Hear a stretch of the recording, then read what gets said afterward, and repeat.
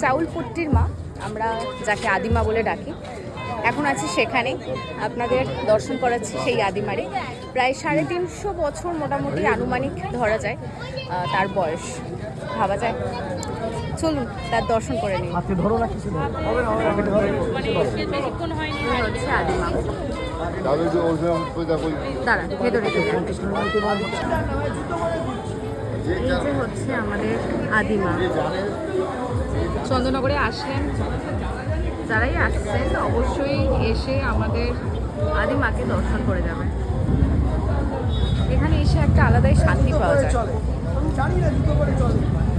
যে শান্তিটা পেতে গেলে অবশ্যই চাউলপট্টিতে আসতেই হবে আপনাদের।